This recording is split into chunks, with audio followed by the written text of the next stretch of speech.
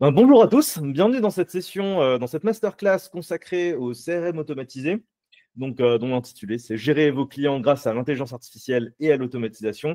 L'idée c'est qu'aujourd'hui on va voir tous les différents systèmes qui existent, je vais vous présenter différentes méthodes pour faire de la gestion clientèle. Alors l'idée c'est que cette formation elle est extraite de la formation principale qu'on propose chez nous à l'Académie digitale européenne. Et du coup, elle est organisée avec notre partenaire, donc la French Tech, donc, qui est un réseau d'entrepreneurs. Je pense que vous les connaissez du coup depuis le temps. Et on organise une petite série de masterclass du coup dans cette thématique pour accompagner des entrepreneurs, des personnes qui veulent se lancer dans les différentes thématiques. Et donc, l'idée, c'est que je vais vous présenter un maximum d'informations, un maximum de choses qui sont au goût du jour, hein. On est vraiment sur les dernières technologies et les dernières techniques qui existent.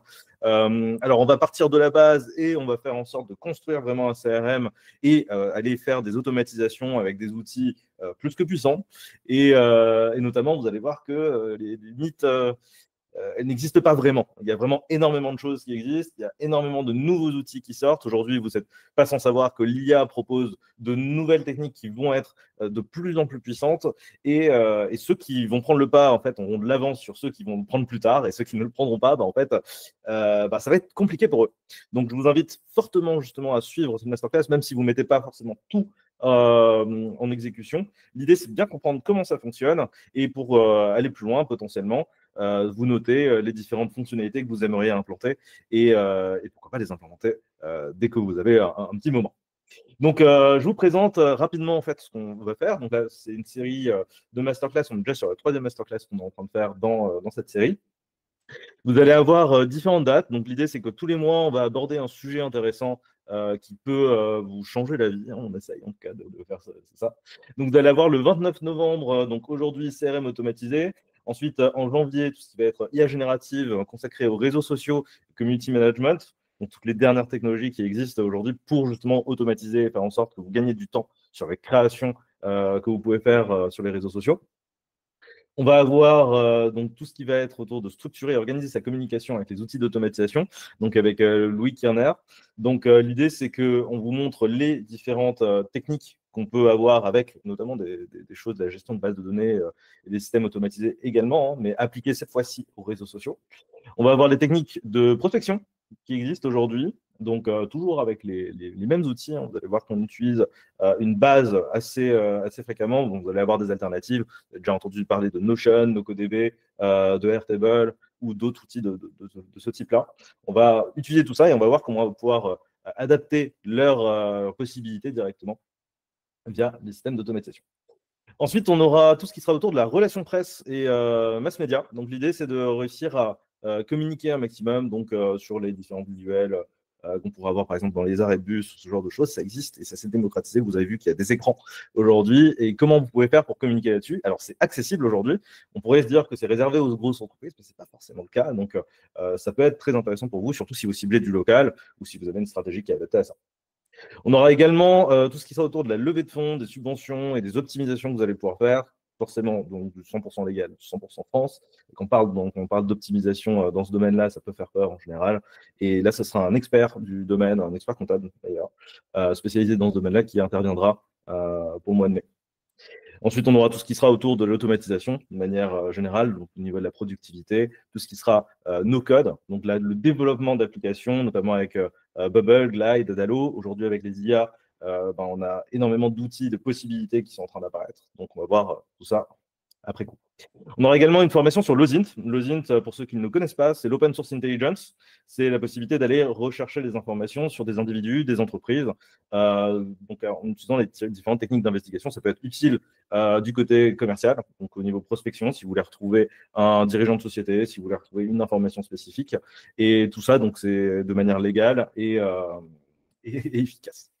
On aura également donc d'autres présentations. Vous voyez que ça va jusqu'à carrément 2026 en cybersécurité, notamment après le RGPD. Et pourquoi pas, si ça vous intéresse derrière, on va déployer encore plus de masterclass. L'idée, c'est vraiment qu'on en fasse tous les mois à terme, donc qu'ils soient accessibles gratuitement à un maximum de monde. Parfait. Bon, on va pouvoir commencer. Donc, l'objectif d'aujourd'hui, ça va être déjà de construire un CRM. On va construire un CRM, on va voir comment ça fonctionne actuellement et on va voir comment on peut automatiser tout ça. Notamment, on va utiliser tous les outils no-code. Donc, les outils no-code, c'est tous les outils aujourd'hui qui vont nous permettre de faciliter l'interface avec, avec la machine, hein, tout simplement, et comment on pourra pouvoir intégrer l'intelligence artificielle dans tous ces outils. Ok, nickel. Donc, comment ça se passe aujourd'hui? Donc, on va être assez nombreux. Donc, ce que je vous invite, c'est que je vous invite à communiquer dans le chat directement. Donc, l'idée, c'est quand même de faire quelque chose d'interactif. Moi, je lis les questions dans le chat et j'essaie de faire en sorte d'y répondre en temps voulu. Bien sûr, vous pouvez interagir entre vous, n'hésitez surtout pas. Et bien sûr, à la fin de la session, je réserve un temps quand même où on pourra échanger et vous allez pouvoir poser toutes vos questions directement.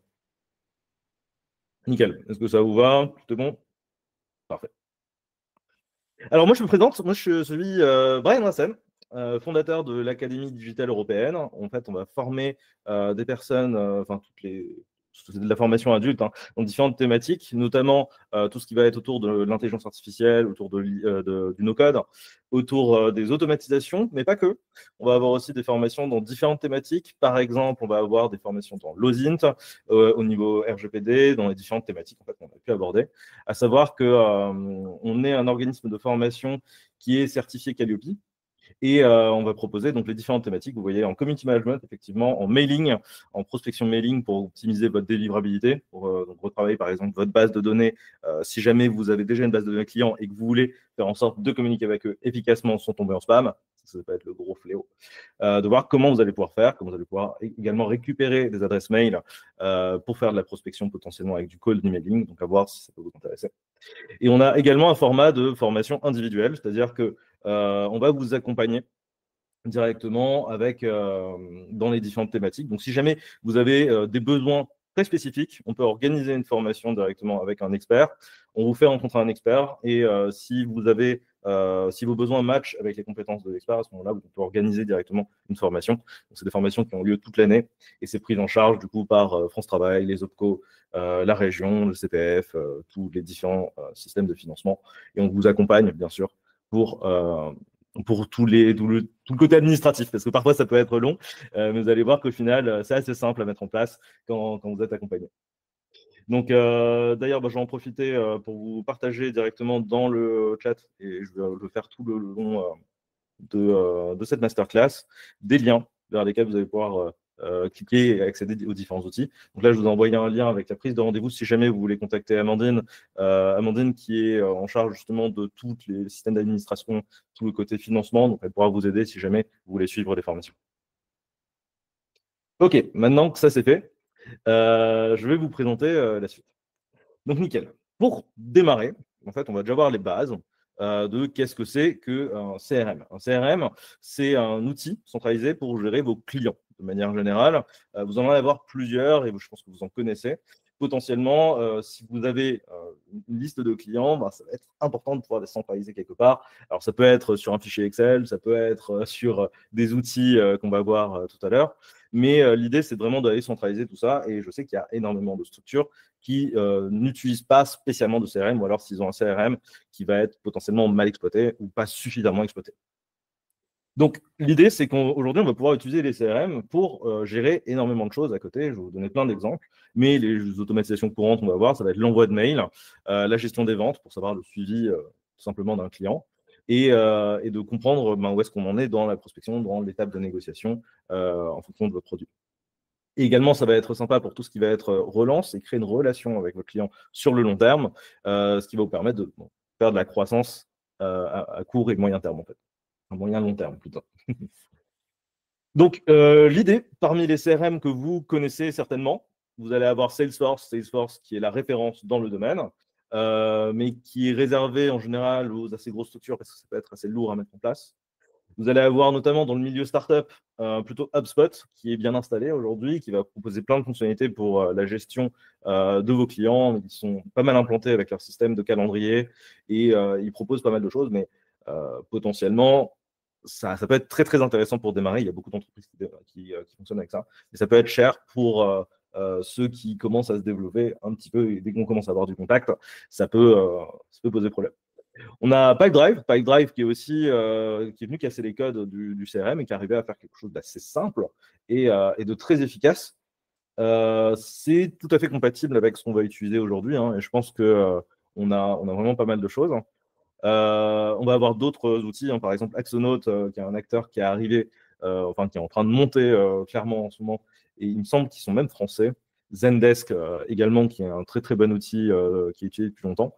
Je vois également qu'il y a Nicolas qui me propose Odoo. Effectivement, Odoo a un CRM qui permet de faire pas mal de choses aussi, qui va avoir un espèce d'écosystème avec différents outils qui peuvent être très très intéressants justement à exploiter.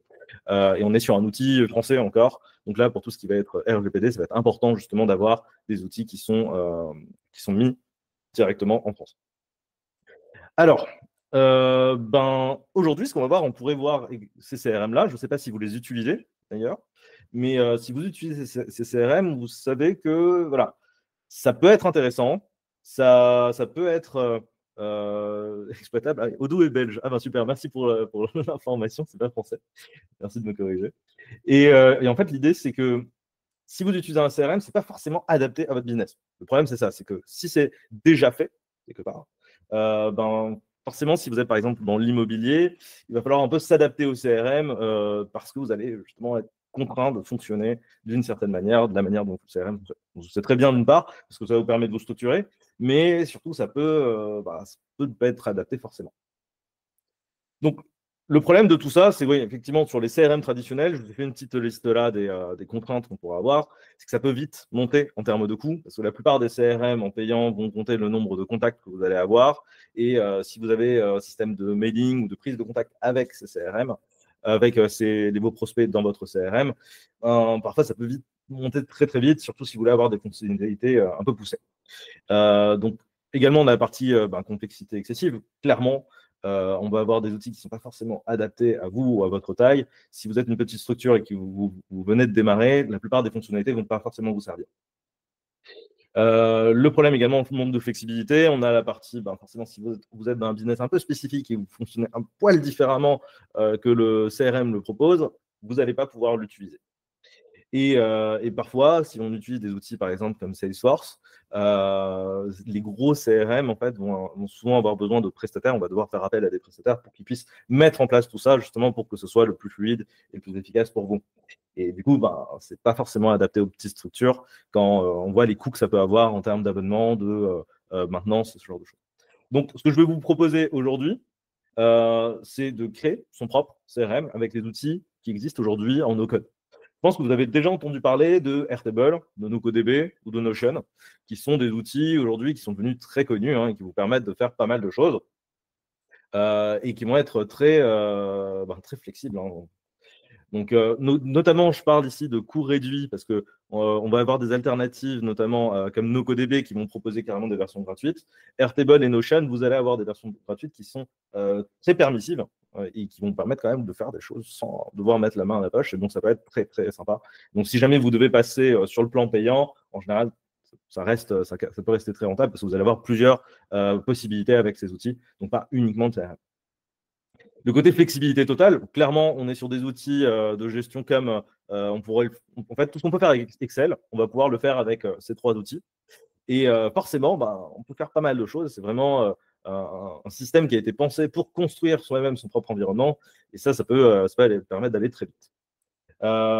Airtable, notamment, va être très facile, et Notion également, enfin les trois vont être très faciles à utiliser. Il faut passer un petit peu le côté, comment dire, la petite courbe d'apprentissage qu'il peut y avoir au début, surtout les habitudes qu'on peut avoir, parce que Excel, par exemple, ne va pas fonctionner exactement pareil, il y a beaucoup de choses qui reviennent, mais ça peut nous tromper justement parce qu'on a des fonctionnalités qui sont très similaires.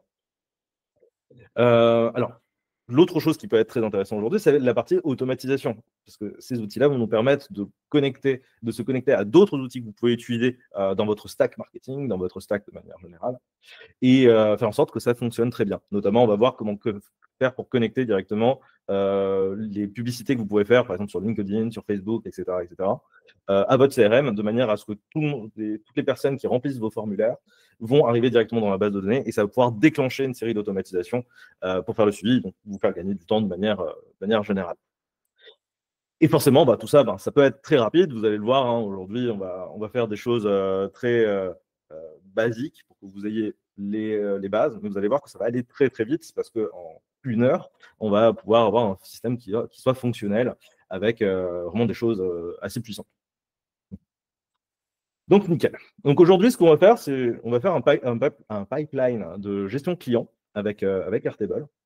Donc, l'idée, c'est de récupérer le nom, l'email, le stade de la relation, voir si la personne, c'est un prospect, un lead, un client. Après, si la personne a déjà eu la prestation, si elle a déjà acheté, qu'est-ce qu'on peut faire après et créer vraiment une relation avec chacun de vos prospects. Donc, nickel. On va pouvoir également ajouter des emails à envoyer depuis directement l'interface de Airtable et vous faire gagner du temps. Donc, clairement là-dessus. On va avoir les dates qui vont pouvoir être dynamiques et ça va vous permettre de mettre des fonctionnalités en place en fonction du temps que vous allez, depuis les dernières interactions que vous allez avoir avec vos prospects. Nickel. Donc, pour commencer, donc, l'idée, c'est quand vous allez avoir un CRM, c'est déjà de faire rentrer des informations dans votre CRM. Souvent, on va se dire, et ça m'est déjà arrivé quand je vois des entreprises traditionnelles, qui est quelqu'un qui écrive sur papier, avec un formulaire sur papier, et qui est quelqu'un d'autre qui doit retranscrire le tout dans le système. Ça, c'est plus possible, hein, on est quand même là, bientôt en 2025. On ne va pas fonctionner comme ça, mais je vais vous montrer comment ça se passe. Donc, voilà. On va démarrer. Donc, l'idée, c'est de se lancer directement. Donc, pour ce faire, on va se rendre sur airtable.com. Donc, pour ceux qui n'ont jamais utilisé, je vous le mets dans le chat. Donc, ici, on arrive sur cette interface-là. On va pouvoir créer une base de données. Il nous propose directement de soit créer une app, soit de démarrer de zéro. Donc, je vous propose qu'on démarre de zéro, ce qui va nous permettre de pouvoir se lancer. Donc, tac, je vais pouvoir utiliser. Alors, voici la base de données qu'on va avoir sous les yeux de manière classique. On va avoir déjà les différents champs qui sont remplis, donc nom, note, assignee, donc la personne qui va qui va prendre en charge le dossier, et statut. Donc, nous, on va rester sur du très simple. Donc, l'idée, c'est que vous puissiez utiliser l'outil gratuitement. Donc, assignee, quand vous travaillez en équipe, il va falloir passer au plan payant. Donc, ça ne va pas forcément nous intéresser. Et on va démarrer comme ça. Donc, on a notre base de données qui est complètement vide. Notre premier champ, c'est ce qui va aller vraiment nous permettre d'identifier le client. On peut mettre du nom, prénom, donc ce qui va être classique ici. Le problème, c'est que vous risquez d'avoir plusieurs clients qui ont le même prénom. Ça arrive très régulièrement, voire plusieurs clients qui ont les mêmes noms. Donc, ce que je vais vous recommander déjà pour créer un outil de gestion client, c'est de démarrer tout simplement avec cette première colonne-là, avec l'adresse email. Parce que ce sera déjà plus rare que les personnes utilisent un mail, utilisent plusieurs mails. Donc, ici, on va mettre la colonne email et vous voyez que vous avez la possibilité de choisir quel type de champ ça va être. Donc, ici, on va pouvoir descendre dans la liste. Donc, vous voyez, on peut mettre des devises, des dates, des URL, des formules. On peut mettre pas mal de choses. Et parmi tout ça, vous allez avoir également l'adresse email. Donc, une fois que ça, c'est créé avec l'adresse email, ici, on va pouvoir remplir tous les champs. Donc, typiquement, soit vous allez importer tous les contacts que vous avez dans cette base-là, soit du coup, vous allez pouvoir le remplir à la main, soit directement démarrer quelque chose. Donc, comme je vous ai parlé de formulaire, je vais vous expliquer un petit peu comment ça se passe. Donc, on a créé le premier fichier, on l'appelle tableau, on va pouvoir le renommer plus tard, c'est pas très important. On a à gauche, vous voyez ici Grid View, donc la vue grise, c'est ici que ça ressemble le plus à un Excel. En fait, toutes les informations que vous avez ici, dans ce tableau-là, vous allez pouvoir le retrouver sur différentes vues. Donc, vous voyez que Airtable vous propose directement la vue tableur, la vue calendrier, galerie, Kanban, chronologie, etc., etc. Donc là, vous allez avoir vraiment plein de types de vues possibles. Nous, ce qui va nous intéresser dans cette liste-là, ça va être les formulaires. Vous voyez, vous avez la possibilité de créer des formulaires. Donc, soit on va créer une vue, soit vous avez le champ formulaire ici. Nous, dans notre cas, on va créer une vue de formulaire. C'est l'ancienne fonctionnalité, c'est l'ancien fonctionnement de Airtable, mais on va rester dessus. Vous allez voir que c'est assez simple et ça vous permettra de mieux gérer ici au niveau des vues.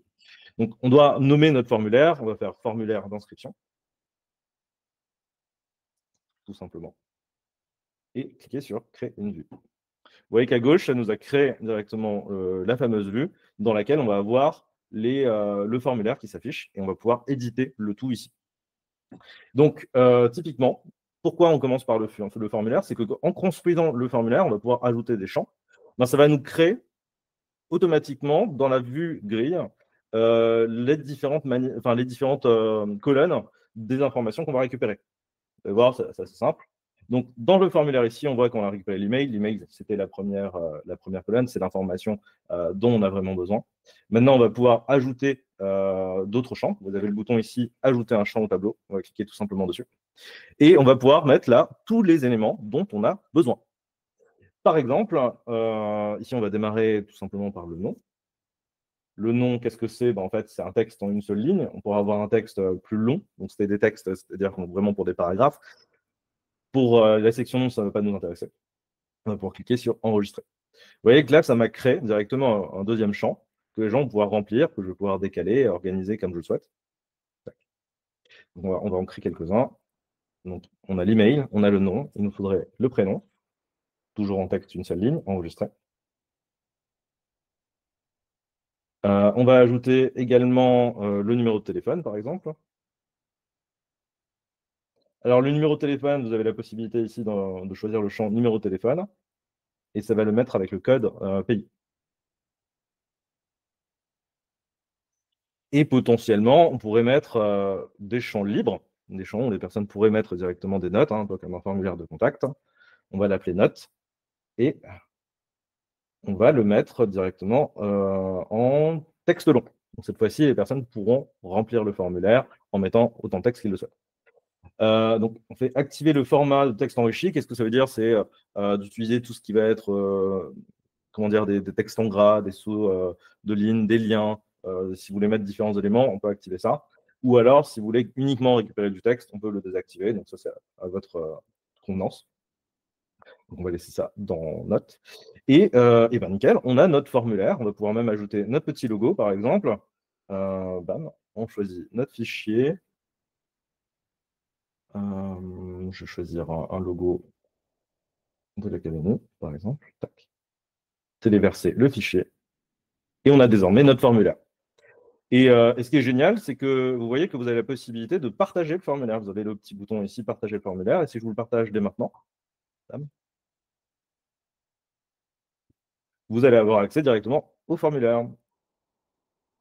On va voir à quoi ça ressemble. Nickel, donc voici le formulaire auquel vous aurez accès.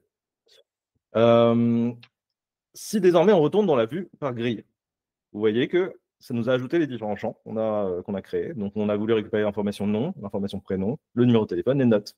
Et effectivement, donc dès qu'une personne va remplir ce formulaire, on va avoir les infos. Donc, typiquement, je vais tester avec mon adresse mail. Donc, le numéro de téléphone, d'ailleurs, il y a le problème de formatage. Et les notes, on va pouvoir mettre ce qu'on veut, test, pour voir, et cliquer sur envoyer. Donc, merci d'avoir envoyé le formulaire. Nickel. Et on voit bien, en fait, que si je retourne désormais sur Airtable, j'ai récupéré les informations de mes informations. Je vais pouvoir l'afficher de différentes manières. Par exemple, ici, si vous cliquez sur développer, vous allez avoir la petite fenêtre, une fenêtre qui va être dédiée vraiment à ce prospect-là en particulier. Okay. Je vais pouvoir supprimer les lignes au-dessus parce qu'elles sont vides, elles ne servent à rien. On est tout bon. Donc, parfait. Est-ce que vous avez des questions par rapport au formulaire ou comment ça se passe? Non?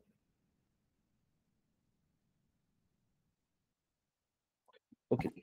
Alors, dans le formulaire d'inscription, également, on va pouvoir ajouter des fichiers. Ça peut vous changer également la vie. Par exemple, dans de la gestion de relations, là j'avais un exemple avec une agence immobilière qui voulait récupérer les réclamations, potentiellement, quand il y avait un problème de plomberie, il y avait un problème en particulier, de récupérer des photos. Donc, vous avez la possibilité également d'ajouter des champs ici, sur Airtable.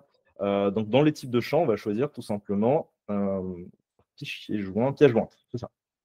Et là, on va pouvoir ajouter, par exemple, fichier en particulier. Et donc, les personnes vont pouvoir uploader directement des photos, des vidéos depuis ce formulaire-là. Ça peut faire un gros changement, notamment si vous avez besoin de récupérer des pièces en particulier. Si la personne doit scanner un document ou ce genre de choses, ça peut être assez pratique.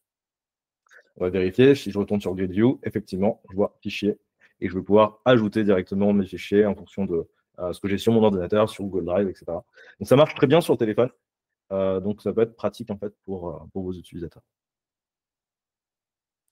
Ok, parfait. Donc là, on a un outil déjà qui nous permet de récupérer des infos. C'est pas mal.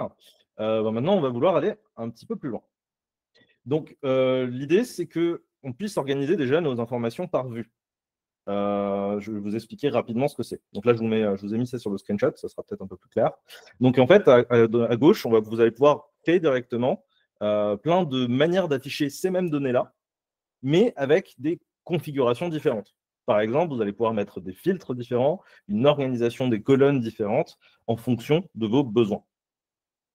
Et ça peut être très fort. Alors, on va récupérer ça. Typiquement, là, si je veux rajouter, par exemple, une catégorie Kanban. Alors ça, il me semble que c'est dans la version payante de Airtable, mais à voir si vous pouvez l'utiliser. Tac, on va faire masquer les petites vides. Non, on va faire ça. Il me demande de sélectionner le champ unique. Donc, en fait, c'est ici c'est des étapes. Parce qu'en fait, on n'a pas créé des étapes. Là, on a récupéré le nom, prénom, mail de la personne, mais on n'a pas mis les différentes étapes de prospection dans lesquelles il est, par exemple. On pourrait créer très bien étape de la prospection ou état suivi client, etc., etc. Et on va pouvoir classer directement les personnes dans ces différentes catégories. Vous voyez, là, on a la catégorie non catégorisée, bien sûr, donc c'est ce qui est vide, avec laquelle je me trouve, donc moi, le premier lead. Si je veux créer une nouvelle catégorie, j'ai juste à cliquer sur le petit plus ici. Donc, je dis à contacter. Bam. Et ici, je vais mettre rendez-vous de suivi, par exemple. Ici, rendez-vous fait. Et vous voyez que là, vous allez pouvoir déplacer directement le lead. Et en fonction de votre déplacement dessus, ça va changer en fait l'état du prospect. Donc là, si je retourne dans ma vue Grid View, vous voyez que ça m'a bien ajouté une colonne, état de la prospection, et là, à contacter. Donc si je clique dessus, d'ailleurs, je vais pouvoir défiler le tout et voir en fait où est-ce que ça en est. Si je fais rendez-vous fait, d'ailleurs, ça va me le changer dans le Kanban. Alors, je vois qu'il y a une question. Est-il possible de transférer un formulaire Google Form? Oui, effectivement, c'est tout à fait possible en fait de fusionner les deux. Et on va voir ça justement tout à l'heure. Ça va être la suite. Donc là, vous voyez que ces vues-là, elles sont interconnectées. Il faut absolument le comprendre parce qu'on a tendance à être habitué du coup à Excel et on va se dire que c'est pas forcément foncièrement la même chose, c'est pas forcément les mêmes informations. Et oui, il s'agit effectivement de toujours la même manière de disposer des choses. On pourrait très bien créer par exemple ici une galerie. Je vais le laisser comme ça, une galerie. Et vous aurez en fait une fiche directement avec toutes les fiches de vos prospects qui auront rempli ce formulaire. Et ça peut être très, très intéressant parce que ça vous permet de gérer à la fois vos clients, à la fois vos produits. Vous pouvez vraiment l'adapter comme vous le souhaitez. Parfait. Ensuite, une fois qu'on a ça, en fait, on a plusieurs manières de pouvoir fonctionner. Notamment, pourquoi je vous présente Airtable, c'est qu'Airtable propose nativement différentes fonctionnalités d'automatisation. On va voir encore comment connecter des outils externes, mais déjà, Airtable permet de faire des choses très, très, très intéressantes. Donc, on va retourner sur notre vue Airtable directement. On va avoir ici, dans la partie haute, vous voyez données, automatisation, interface et formulaire. Donc, si on va dans la partie automatisation, on va aller pouvoir créer directement des automatisations pour connecter les différents outils. Et donc, qui dit automatisation, le point de départ de toutes les automatisations, ça va être un déclencheur, ou un trigger en anglais. L'idée, c'est vraiment de se dire que ça va être ce qui va aller, ça va être un peu la gâchette que vous allez avoir pour déclencher une automatisation. Donc, en gros, on va cliquer sur déclencher, ajouter un déclencheur. On voit les propositions qu'on va avoir. Lorsque une entrée correspond aux conditions, c'est le champ qu'on va utiliser le plus souvent. Quand un formulaire est envoyé, donc on pourrait se dire quand un formulaire est envoyé, alors on va faire telle ou telle chose. Lorsqu'une entrée est créée, donc dès que vous allez ajouter directement une information, enfin un nouveau lead manuellement, ça va déclencher l'automatisation. Lorsqu'une entrée est mise à jour, c'est-à-dire que dès que vous mettez à jour une ligne, par exemple un changement d'état du prospect, vous l'avez contacté, vous avez mis dans le Kanban que vous avez directement, vous l'avez contacté, quoi. Ça peut déclencher une automatisation. Quand la personne rentre dans une vue spécifique, vous vous souvenez qu'on peut mettre des filtres directement sur nos vues. On va pouvoir créer des automatisations quand les personnes rentrent et répondent à ces conditions-là. Ça également, ça peut être intéressant. Par exemple, vous pouvez classer vos vues en fonction de vos commerciaux. Et quand la personne répond à un certain critère, elle va rentrer dans la liste d'un commercial spécifiquement. Et du coup, vous allez pouvoir déclencher les séries d'automatisation. Bien sûr, vous avez le classique à une heure programmée. Donc, ça, c'est plutôt pratique pour si vous avez un événement ponctuel pour faire des mails de relance, des messages de relance, etc., etc. Et vous avez aussi la possibilité de mettre des webhooks. Les webhooks, c'est un côté un peu plus avancé, mais en gros, vous allez pouvoir, quand on va cliquer sur une URL, activer les informations et récupérer des informations pour les transférer. Ça nous permet de connecter à pas mal d'outils déjà, parce qu'ils utilisent des webhooks. On ne va pas trop rentrer dedans aujourd'hui, parce que sinon, ça risque. C'est peut-être un peu trop technique pour le temps qu'on a. On a également la possibilité de créer des boutons et de faire en sorte qu'une automatisation se déclenche quand il y a un bouton qui est cliqué. Par exemple, on pourrait créer un bouton envoyer et faire en sorte que dès qu'on clique sur le bouton envoyer, ça envoie le mail automatiquement. Et vous voyez que vous avez des intégrations. Les intégrations, elles peuvent être très puissantes, et notamment, pour répondre à la question de tout à l'heure, on a Google Forms qui nous permet directement de récupérer les informations. Donc, si vous travaillez déjà actuellement avec Google Forms, c'est tout à fait possible de déclencher une automatisation dès que quelqu'un remplit ce Google Forms. Donc, il faudra juste donner les autorisations à Airtable d'accéder à vos informations sur Google Forms et ça va pouvoir se connecter. On va avoir Google Agenda. Google Agenda qui est également très puissant pour les systèmes de prise de rendez-vous. Parce que là, vous allez pouvoir créer des événements directement. Et dès que, par exemple, vous allez avoir un événement qui a été créé dans de votre agenda, parce que vous avez un calendrier ou ce genre de choses, on va pouvoir rentrer les personnes dans le CRM et pourquoi pas en fait directement aller envoyer une série d'informations spécifiquement à la personne. On va voir également la suite Google Sheet, donc clairement qui va être très complémentaire en fait à Airtable. Les deux outils se ressemblent, mais parfois ça peut être plus sympa en fait de passer par Google Sheet quand on n'a pas la possibilité de créer des interfaces avec les bonnes jonctions. Donc Google Sheet peut être un peu un tampon entre vos différents outils. Donc admettons que, alors je sais que j'ai eu le cas avec, on parlait de Odoo tout à l'heure, avec Odoo, je ne pouvais pas récupérer toutes les informations. Par contre, sur un Google Sheet, j'avais les intégrations qui étaient déjà faites. Et donc j'ai utilisé un fichier intermédiaire avec Google Sheet et reconnecté Google Sheet à Airtable. Et du coup, ça vous permet de vous libérer énormément de choses. Parmi les autres automatisations qui sont sympas, ça va être les emails. Donc, avec Outlook, on a la possibilité de déclencher une automatisation dès qu'on reçoit un mail sur un mail spécifique. Et on a la même chose avec le calendrier. Donc, ça, c'est pour les déclencheurs. Donc, pour démarrer, moi, ce que je vous propose, c'est qu'on va aller faire, lorsqu'une entrée correspond à une condition, alors à ce moment-là, on va déclencher quelque chose. Tout simplement pour nous. Donc là, j'ai bien choisi le déclencheur. On va avoir à droite la possibilité de pouvoir connecter le tout pour que ce soit logique. Donc, on va dire tout ça. Le type de déclencheur, on l'a choisi. Derrière, on a la configuration. Il faut sélectionner le tableau auquel on correspond. Donc ça ressemble vachement à un fichier Excel Google Sheet. Donc, forcément, là, on n'a qu'une seule table. Donc, on reste sur la table 1. On va pouvoir ajouter des conditions. Et donc là, quand un de nos champs, donc dans une de nos colonnes sur Airtable, correspond à une information spécifique, par exemple, on pourrait dire quand numéro de téléphone n'est pas vide. Donc là, on choisit la deuxième, l'opérateur ici. Donc on peut mettre quand contient pas, n'est pas, n'est, est vide ou n'est pas vide. Par exemple, je pourrais dire soit contient un 06, donc comme ça, je suis sûr d'avoir 0,6. Mais le problème, c'est que si la personne met plus 33,6 ou que c'est un 0,7, ça ne va pas partir. Donc on pourrait rajouter des conditions. Donc et on pourrait ajouter de nouveau un numéro de téléphone et se dire là contient 0,6 à 0,7 par exemple, etc. et ajouter toutes les variations. Ce n'est pas la bonne manière de faire, hein, mais voilà, c'est faisable. Nous, on va mettre directement quand numéro de téléphone n'est pas vide. On pourrait ajouter des outils pour vérifier le numéro de téléphone avant de faire ça, mais ça peut être sympa.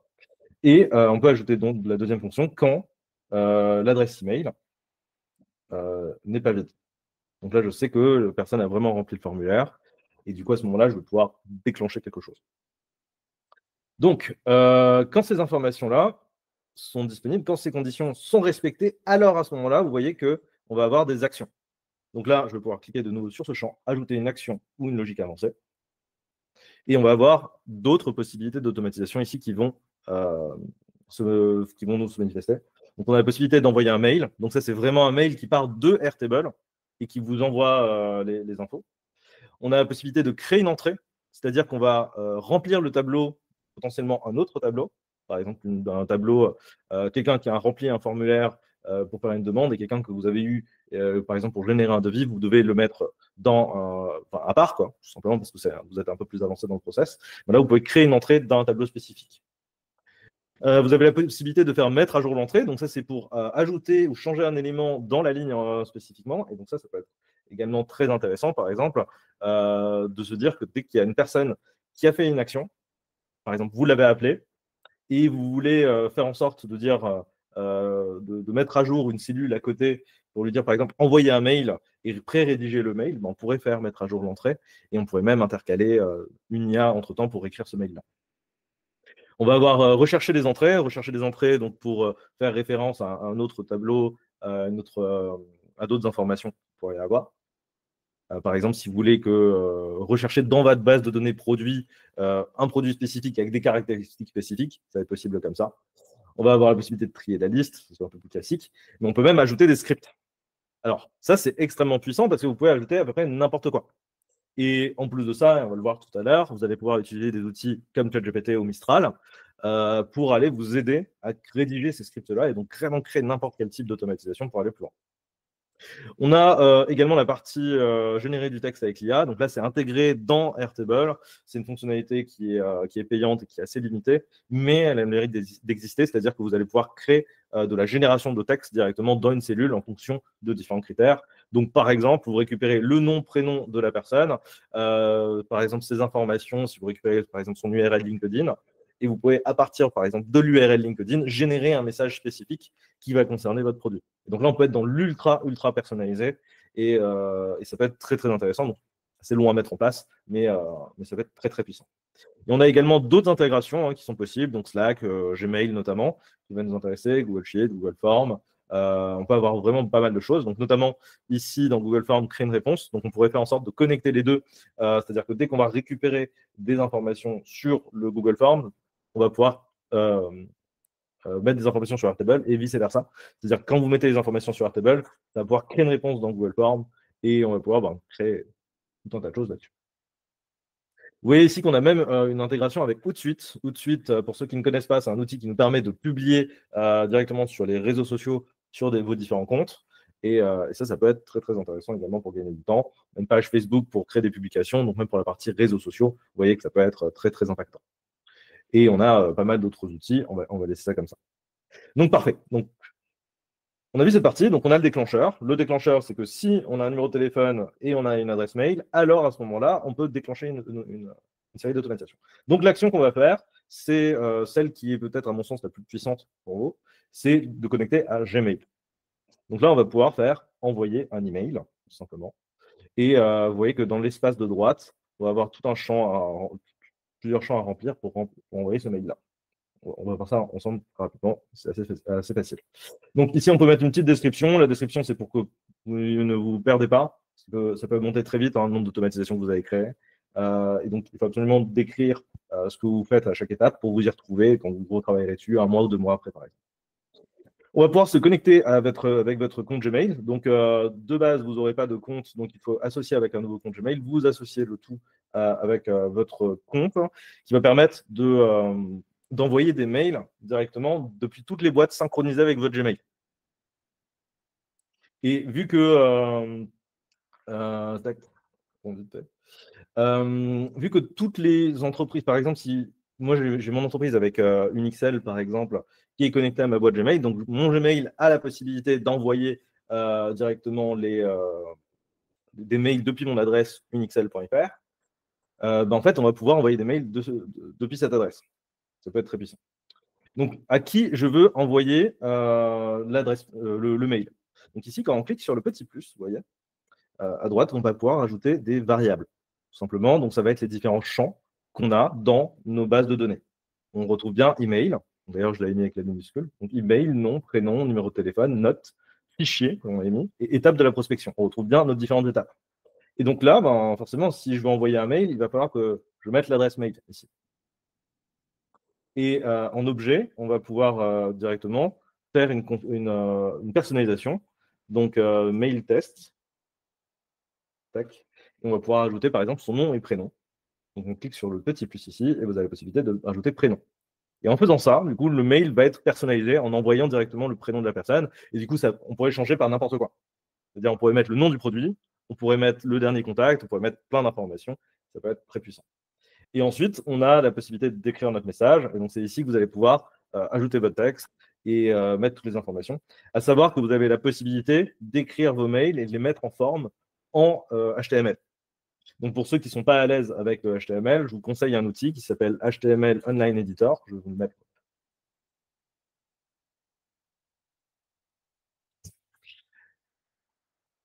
Et HTML Online Editor va vous permettre d'éditer directement vos mails sur ce champ-là. Donc, en fait, à gauche, vous avez votre texte. En gros, c'est comme si vous aviez votre fichier Word et vous écrivez le tout. Et à droite, ça va vous faire le code. Et vous pouvez très bien partir dans l'autre sens, c'est-à-dire écrire en HTML et avoir l'affichage à gauche. Donc là, une fois qu'on a ça, par exemple, on va pouvoir ajouter directement notre mail et ça va nous l'envoyer correctement. On a également la possibilité d'ajouter des pièces jointes. Et donc là, si on a une pièce jointe dans la partie fichier, donc le formulaire qu'on a créé avant, on va pouvoir le faire. Et donc là, on va estimer que notre mail est prêt, on fait générer un aperçu. Bam. Il me propose de sélectionner un cobaye. Je le prends moi-même. Ça génère l'aperçu. Et voici le mail que je vais recevoir, que les personnes vont recevoir, quand ils rentrent dans le formulaire et qu'il y a un numéro de téléphone et qu'il y a une adresse mail, alors ils recevront automatiquement ce mail. Donc déjà, ça peut être très, très puissant. Et pour répondre à la question dans le chat, effectivement, on peut connecter autant d'adresses Gmail qu'on veut. Et si votre adresse mail possède lui-même plusieurs mails d'envoi, vous avez la possibilité d'en envoyer autant que vous le souhaitez. Donc, voici notre première automatisation. Elle est prête. Je vais estimer qu'on on peut pouvoir démarrer avec ça. Donc, il va falloir tout simplement l'activer. Et désormais, si j'ajoute une nouvelle personne ici, donc on va pouvoir le faire via le mail d'inscription, par exemple. Je vais le mettre ici. Tac.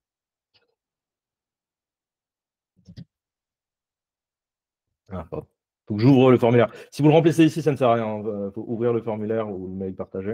Et c'est là que vous allez avoir les infos. Tac. On va laisser comme ça, note. Ça vient envoyer le formulaire. Ouais. Et si je récupère ici dans Grid View, on a bien le formulaire, j'ai mon mail et le numéro de téléphone. Désormais, si je vais dans Automatisation, je vois l'automatisation, on a historique de l'automatisation et je vais pouvoir constater que l'automatisation s'est bien lancée. Et donc, exécution terminée. On peut voir le détail. Donc, qu'est-ce qui a fonctionné? Donc, effectivement, dans l'entrée, j'ai eu le mail, numéro de téléphone. Donc, ça a envoyé le mail. Et donc, désormais, si je vais voir mes mails, on peut vérifier comment ça va fonctionner. Et on a bien l'adresse mail ici. Donc, mail test Unixel, ça correspond bien. Ça va bien envoyer depuis mon Gmail. Et donc, en quelques instants, vous allez avoir vraiment quelque chose de très fonctionnel. On peut bien imaginer d'ailleurs d'ajouter plusieurs automatisations. Par exemple, si vous avez un prospect qui arrive et que vous voulez informer vos commerciaux de l'appeler le plus rapidement possible, vous allez très bien pouvoir ajouter, donc pas une variable ici dans le mail, mais de se dire, dans le mail, systématiquement, quand il y a une nouvelle personne qui arrive dans le CRM, alors envoyer à une adresse commerciale, .excel.fr, par exemple. Et là, ça l'enverrait directement à l'adresse mail concernée. Vous voyez l'idée? OK.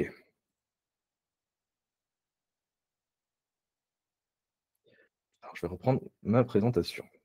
Alors, en fait, parmi les automatisations qu'on va pouvoir mettre en place, il y a d'autres choses. Il y a d'autres outils. Forcément, là, on va être limité avec Airtable. Mais si vous utilisez des outils comme Make, comme Zapier ou N8N, qui sont des outils qui nous permettent d'automatiser et de créer des connexions avec les différents outils, vous allez gagner une puissance mais monstrueuse en termes de puissance de frappe, parce que Make, pour ceux qui ne connaissent pas, c'est un outil qui nous permet de connecter énormément d'outils d'entre eux pour créer vos systèmes d'automatisation. Je vous ai mis quelques exemples, je vous mets le lien ici. Alors, tac. C'est un lien de parrainage, si jamais. Je ne sais pas si vous avez une offre de votre côté, mais ça ne vous coûte pas plus cher. Et donc, je vais vous montrer un peu ce qu'on peut faire comme type d'automatisation. Alors, ça se présente comme ça. L'interface est assez agréable, hein, contrairement à ce qu'on peut avoir sur du Zapier pour ceux qui connaissent, qui ont l'habitude d'utiliser. Ici, on va avoir un schéma qui est assez sympa visuellement pour démarrer. Donc, en gros, l'automatisation que là, je vous présente, on va cliquer dessus directement, je vais vous montrer le scénario. Bam. Ça va se présenter comme ça. Donc, on va voir module par module. Comme ça, vous avez une vue plus concrète de ce que c'est. Donc, typiquement, on va avoir Facebook Leads Ads. Donc là, admettons que vous faites de la pub sur LinkedIn ou sur Facebook ou peu importe la plateforme. Vous n'êtes pas sans savoir que, en fait, il faut aller récupérer le fichier à la main potentiellement. Et pour le récupérer, ça peut être compliqué. Parce que chacun des outils va faire leur petit pop-up de leur côté et ne vont pas forcément communiquer ensemble. Donc là, grâce à Make, on va ajouter un module, donc le module Facebook Leads Ads. Donc on récupère bien les informations. Je lui demande de récupérer les informations. Donc là, on a plusieurs pubs, c'est pour ça qu'on a ça. J'ai créé un module ici. Donc là, vous voyez sur Airtable, on a bien le logo d'Airtable, qui va nous permettre de vérifier si la personne existe déjà dans notre base de données ou pas. Donc, si la personne existe dans notre base de données, alors ça veut dire que la recherche a fonctionné. Et on va voir s'il existe. Donc, si la personne existe, on va mettre à jour le lead dans le CRM. C'est-à-dire qu'on a retrouvé la personne dans notre fichier, dans notre base de données Airtable, et on va mettre à jour la ligne. Si on a mis à jour la ligne, alors à ce moment-là, on va envoyer un mail à l'équipe en disant, OK, cette personne-là, elle a rempli 2 fois la publicité, elle a rempli la publicité alors qu'on la connaissait déjà et qu'elle a déjà fait une demande, du coup, d'une manière ou d'une autre. Ça veut dire que cette personne, il faut la rappeler le plus rapidement possible. C'est certainement qu'elle n'a pas été traitée ou qu'elle a besoin de plus d'informations pour prendre une décision. Et ensuite, vous voyez qu'on a une petite automatisation qui elle-même s'appelle Make. Donc, en gros, on va pouvoir déclencher une autre série d'automatisations quand la première s'est déclenchée. Et donc là, la puissance de frappe est absolument monumentale parce qu'on peut ajouter n'importe quel type d'outil. Typiquement, quand on va ajouter des modules, donc il vous suffit de cliquer un peu n'importe où, enfin dans un espace vide, vous allez avoir la liste ici de tous les éléments, de tous les outils qui vont être connectables. On en a énormément. Vous voyez que je suis que dans le haut de la liste là. Et ça peut être très très puissant pour vous. Donc si vous utilisez par exemple Salesforce, c'est tout à fait possible de connecter Salesforce. Et donc vous pourrez connecter Salesforce à Airtable par exemple, si ça peut être utile pour vous. Si vous utilisez d'autres outils comme HubSpot, on peut ajouter HubSpot. Vous voyez qu'il y a pas mal de fonctionnalités. Hein. À chaque fois, quand on clique sur l'outil, on a toutes les possibilités. Donc, le fait de regarder dès qu'il y a un nouveau contact, le fait que dès qu'il y a une modification d'un contact en particulier, qu'un contact a été supprimé. Donc, admettons que vous voulez supprimer la personne a été supprimée de HubSpot, vous voulez le supprimer sur un autre logiciel, vous pouvez très bien connecter tout ça. Et toutes ces automatisations-là, en fait, en plus, sont gratuites. Donc, Make, et c'est pourquoi je vous propose d'utiliser Make plutôt que Zapier. C'est-à-dire que Zapier va proposer, il me semble, 100 opérations par mois dans la version gratuite, là où avec Make, vous allez avoir droit à 1000 opérations par mois. Et donc, si vous démarrez avec Make, ça peut être très, très puissant. Et si vous voulez vraiment avoir une version gratuite, mais c'est un peu plus technique à utiliser et à installer, ça va être N8N qu'il vous faudra, qui est la version, entre guillemets, open source de Make. Ils vous proposent une version payante, mais c'est la version, c'est-à-dire que eux l'hébergent de leur côté. Donc, effectivement, ça va leur coûter des ressources serveurs, etc., etc. Donc, si vous souhaitez utiliser N8N dans la version payante, vous allez avoir donc pour 20 euros 2500 opérations. Donc, ça revient encore un peu moins cher que Make si vous passez dans la version payante. Mais ça peut être très très puissant d'utiliser Make. Enfin, c'est ce que je vais vous recommander pour démarrer. Nickel. Alors, je vois qu'il y a une question. Quel niveau de sécurité entre les outils pour les data clients? Alors, Make est basé en Europe, donc il respecte le côté RGPD. Mais les différents outils que vous allez utiliser, il faut absolument que tout soit basé en Europe, et c'est parce que du coup, les failles ne vont pas forcément venir de Make, mais vont venir des manières dont vous allez connecter les outils entre eux. Donc, il faut absolument faire attention de comment vous faites circuler les infos, de supprimer les informations quand elles sont demandées. Typiquement, si une personne vous demande de supprimer les infos et que vous ne le supprimez pas sur un outil en particulier parce que tout simplement vous avez zappé, que c'était mal connecté, qu'il n'y avait pas des choses, c'est des choses qui arrivent très très souvent, ou que la personne lui donne une base de données qui est isolée. Là, il faudra faire attention à ces données-là. Donc, nickel, nickel. Alors, ce que je vais vous proposer, c'est qu'on va créer une automatisation sur Make directement pour que vous puissiez avoir une idée de comment ça fonctionne et de voir tout ça. Donc, pour créer une automatisation sur Make, on va partir d'une feuille blanche. Donc, vous allez vous rendre sur Make, tout simplement. Une fois que vous êtes connecté, vous allez avoir ce type d'interface. Tout à gauche, vous avez la possibilité d'aller dans le scénario. C'est dans les scénarios que vous allez avoir justement toutes les automatisations que vous avez créées. Si jamais d'ailleurs vous n'avez pas d'idée de scénario, de choses que vous voulez connecter, vous avez la possibilité d'avoir des templates pour modèles. Et donc là, vous retrouvez plein d'automatisations, la liste est très très longue, qui ont déjà été faites pour vous et qui sont quasiment prêtes à l'emploi, avec même un petit tuto qui vous montre comment utiliser chacune des automatisations. Donc par exemple, vous voulez travailler avec Odoo, vous voyez ici, on a ajouté des leads à Odoo depuis un Google Sheet. Si vous voulez ajouter cette fonctionnalité, on a juste à cliquer dessus et on a l'automatisation avec une petite description de comment ça fonctionne. Vous voyez, vous avez même un guide pour l'installer. Donc là, ça va être très très simple en fait pour fonctionner. Nous, ce qui va nous intéresser, par exemple, c'est Airtable. Donc, on va taper Airtable, on va regarder les automatisations qu'il nous propose. Et vous voyez que déjà, avec Airtable, il y a pas mal de choses qui sont possibles et ça peut vous donner des idées, notamment pour avancer. Là, on a WordPress, par exemple, WordPress qui est connecté à ChatGPT. On va aller récupérer des informations, donc le texte qui a été mis sur ChatGPT, le rentrer directement dans Airtable. C'est tout à fait possible. Ici, on peut créer des posts sur LinkedIn depuis notre fichier Airtable. Ça peut être CRM, je vous l'ai dit, sur Airtable, mais pas que. On peut vraiment faire énormément de choses. Et je vous laisserai explorer cette liste, parce que vous voyez, elle est quand même extrêmement longue. Il y a vraiment des choses très très sympas, des connexions avec Asana, faire du reporting TikTok, connecter vos informations bancaires avec Revolut, ça c'est tout à fait possible aussi. Et on peut vraiment faire pas mal de choses. Donc, comme promis, on va aller commencer de zéro, ça va être le mieux. Donc, on va aller dans la partie scénario, créer un scénario. Et voici en fait ce sur quoi vous allez atterrir au démarrage.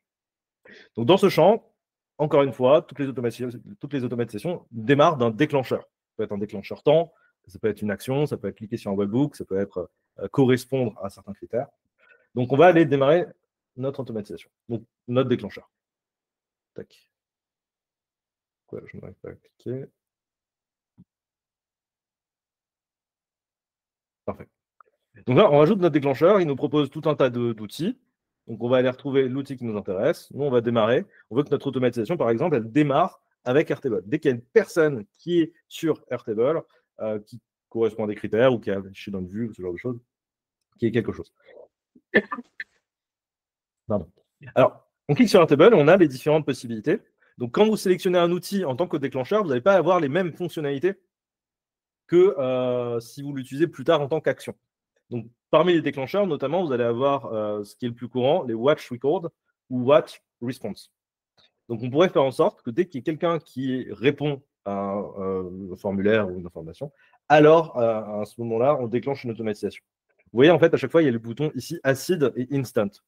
En fait, le Instant et Acid, ce que je vais recommander à chaque fois, c'est que au lieu de se déclencher à heure fixe, vous allez avoir une automatisation qui va se déclencher dès que les critères correspondent. Mais ça peut être un tout petit peu tricky à mettre en place, parce que là, il va falloir utiliser le webhook. Donc on va laisser tomber cette solution-là, on va prendre la deuxième. C'est-à-dire qu'on va aller sur Airtable et Watch Record. Donc on pourrait dire, dès qu'il y a une personne qui a un critère qui est rentré dans le formulaire, alors à ce moment-là, on va déclencher l'automatisation. Donc, on ajoute le module. Forcément, Make n'est pas connecté directement avec Airtable, ce serait trop facile. Il faudrait donner, en fait, là, il faut donner à Airtable l'autorisation de prendre le contrôle de mon compte. Donc, je vais vous montrer rapidement comment ça se passe. Vous allez cliquer sur le bouton Add, ici. Le type de connexion, vous allez utiliser le OAuth, donc la deuxième option. Et là, vous allez pouvoir ajouter directement le nom de votre connexion. Donc là, je vous invite à mettre le nom, l'identifiant que vous avez sur Airtable. Je vais mettre ça en test à côté pour que je le sache. On va pouvoir cliquer sur Save. Et là, vous avez tout simplement besoin d'accepter les informations, enfin de partager vos infos, un peu comme les connexions quand vous faites les connexions Google, tout simplement. Donc là, vous voyez que je ne peux pas octroyer l'accès. Pourquoi? Parce que je n'ai pas ajouté la base. Donc, je ne lui ai pas dit à quelle base de données je lui donnais accès. Je peux cliquer sur Ajouter une base. Et là, je vais retrouver toutes les bases de données que j'ai sur Airtable. Moi, je vais lui donner accès à toutes les bases. Donc là, on va dire tous les accès de travail. Donc, on a toutes les bases actuelles et futures dans tous les espaces de travail actuels et en cours. Donc là, c'est vraiment, je donne accès à tout ce que je fais sur Airtable. Je vais octroyer l'accès. Vous voyez, désormais, je vais avoir dans Connexion le nouveau nom de connexion qui permet de faire avec test. Et on pourrait très bien le faire avec plusieurs comptes. Donc, si par exemple, vous voulez gérer avec plusieurs clients, que vous avez plusieurs clients pour lesquels vous créez des automatisations, vous créez des CRM par exemple, vous allez pouvoir directement ajouter leur connexion chez vous, si vous donnez les autorisations. Donc, Airtable a désormais accès à mon compte. Et là, je lui ai dit, je veux créer l'automatisation, regarde, dès qu'il y a quelqu'un qui est créé, alors à ce moment-là, déclenche telle action. Donc, forcément, il faut que je lui donne accès à la bonne base. La bonne base, c'est le bon fichier qui accepte. Donc ici, il va falloir que je retrouve ma base de données. Et là, d'ailleurs, je viens de faire une erreur. Dans la base de données Airtable, que j'aimerais bien retrouver. Tac. Nickel. Je ne lui ai jamais donné de nom. Donc là, on est sur un title base. On va laisser master class CRM. Donc là, je change le nom du fichier. Et je vais changer le nom de la table pour ma base de données. Voilà. BDD client. OK. Comme ça, on a bien le nom du fichier qui est mis masterclass CRM, BDD client, on a les informations. Si je retourne désormais sur Make, ici, je ne devrais pas avoir les informations parce que vous voyez que ce n'est pas synchronisé en fait, systématiquement. Et ça, c'est une erreur que je vois et qu'on me demande régulièrement. C'est, voilà, en fait, je n'arrive pas à retrouver mes infos. En fait, tout simplement, vous avez la possibilité d'actualiser vos infos. Et ça peut paraître tout bête hein, comme ça quand on le sait, mais vous n'allez pas toujours avoir le fil. Donc là, dans la liste, il faut que je retrouve le nom de ma base. On a un petit moteur de recherche, heureusement. Si je tape masterclass CRM, je retrouve bien mon fichier. Là, dans la table, je retrouve bien BDD client. Ça correspond à ce que je viens de renommer. Et ici, on va avoir le trigger field. Donc en fait, à partir de quel moment il va se déclencher. Et en fait, Make a besoin de la date, d'une date spécifique, d'un champ date pour avoir des infos. Donc là, si je clique ici, il va me proposer rien du tout. Parce que tout simplement, je n'ai pas dans ma base de données sur Airtable de champ qui récupère cette info. Donc, je vais créer ça rapidement. Je retourne sur Airtable, on a le petit plus. Et je vais pouvoir ajouter une date. Donc dans la liste ici, on devrait avoir voilà, date, heure de création ou date et heure de la dernière modification. Nous, on va faire date et heure de la création. On peut mettre des infos pour que ça soit en français. Tac. Créer un champ. Et vous voyez, là, on a la date de création avec l'heure de création du prospect. Donc, à chaque fois que quelqu'un remplit le formulaire, vous aurez la date et l'heure. Tac. Alors, je vois qu'il y a des questions. La recommandation serait de créer pour un... Ouais. Oui, mais de créer un make. Alors, ça dépend de... Pour connecter make, si j'ai bien compris la question, effectivement, il vaut mieux créer des comptes directement pour chacun de vos clients. Comme ça, vous êtes bien séparés. À part si vous gérez directement les automatisations que vous allez créer pour vos clients. Ensuite, la question, avez-vous déjà utilisé Make dans une base de contact Nextcloud? Non. Alors, je n'ai pas vu les connecteurs, je ne les ai jamais utilisés ceux-là. Mais si jamais vous avez besoin d'avoir des outils qui n'ont pas les connexions, il y a possibilité de faire des connexions API. Donc là, c'est un petit peu plus complexe, on ne peut pas rentrer dans le détail, c'est plutôt pour les techs. Mais vous allez pouvoir ajouter des clés API pour ajouter des nouvelles fonctionnalités. Ça peut être très sympa. Alors, je vais reprendre où est-ce que j'en étais. Donc là, j'ai créé la date de création. Donc désormais, si j'ajoute un nouveau lead, je vais remplir d'ailleurs le formulaire de nouveau. Plus simple. Je vais rentrer avec une autre adresse mail. On va faire envoyer. Pour vérifier que ça fonctionne, on va sur Grid View. Et effectivement, on a bien mon adresse là avec contact@unixl qui a été mis à 13h09. Donc, on est tout bon. Donc désormais, si je retourne sur Trigger Field sur Make et que je cherche à actualiser, je devrais avoir le champ qui va s'afficher, date de création. Donc oui, effectivement, c'est le nom de la colonne que j'ai. Et ensuite, on a le champ Label Field. Alors, il faut comprendre comment ça fonctionne, c'est assez simple. C'est tout simplement l'information qui va vous afficher pour classer toutes les informations. Donc, le mieux, c'est de mettre ici adresse email, numéro de téléphone, enfin, adresse email ou le nom de la personne. Comme ça, si vous allez vous y retrouver. Parmi les autres possibilités, on a les limites. Donc, c'est-à-dire que par lancement, par le nombre de fois où ça se lance l'automatisation, combien de champs, combien de leads, combien de personnes, combien de lignes du coup sur Airtable va être traité à la fois. Donc là, par défaut, c'est 10, on peut laisser comme ça. Et on va pouvoir même traiter des niveaux des vues, de se dire, OK, en fait, je veux que quand une personne arrive dans telle vue, alors à ce moment-là, qui est l'automatisation qui se déclenche. Donc c'est ici que vous allez choisir. Et on a même la possibilité d'ajouter des formules, donc des formules qui vont vous permettre d'avancer. Donc d'ailleurs, ChatGPT est assez balèze là-dessus. C'est-à-dire que si vous lui donnez les informations avec votre Airtable que vous avez créé et que vous communiquez directement votre écran là avec ChatGPT ou Mistral, il va aller prendre en compte et va vous donner les formules à mettre dessus. Ça peut être très sympa.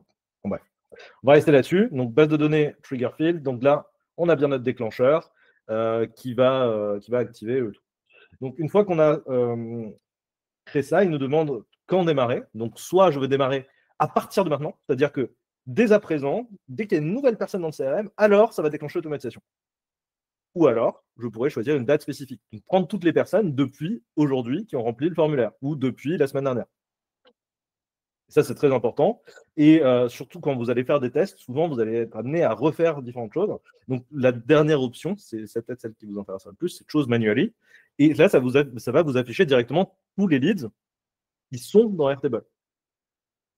Et donc, ici, on va pouvoir ajouter, par exemple, je vais reprendre depuis le premier. Donc, on a bien l'heure en plus de la création, donc c'est pratique. Et je vais reprendre la base de données depuis le début. Donc, OK. Donc, désormais, on a notre première automatisation. C'est très bien.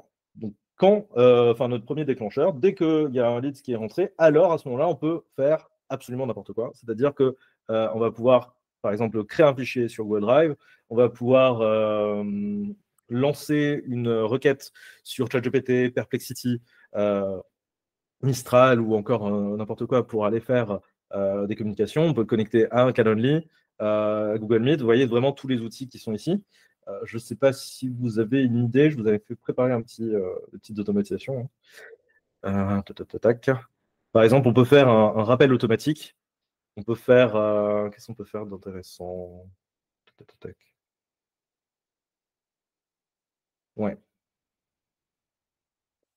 Alors, j'ai une question. Faire des tests à quel niveau? Ouais.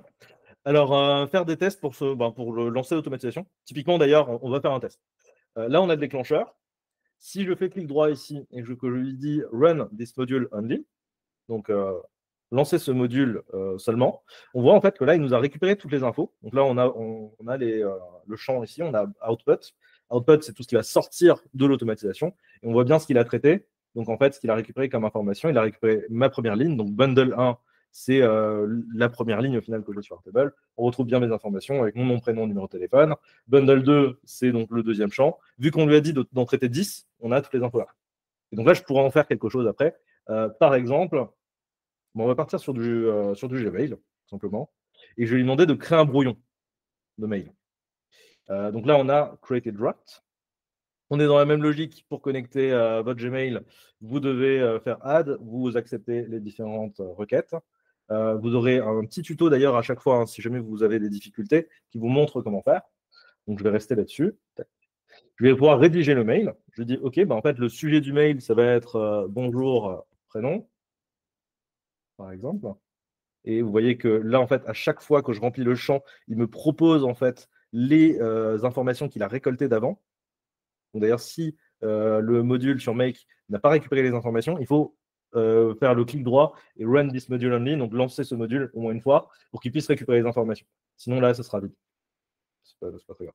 Donc ensuite, on a le content. Donc ici, vous allez pouvoir utiliser également le HTML pour mettre en forme vos mails et faire quelque chose de solide et mettre les informations, par exemple.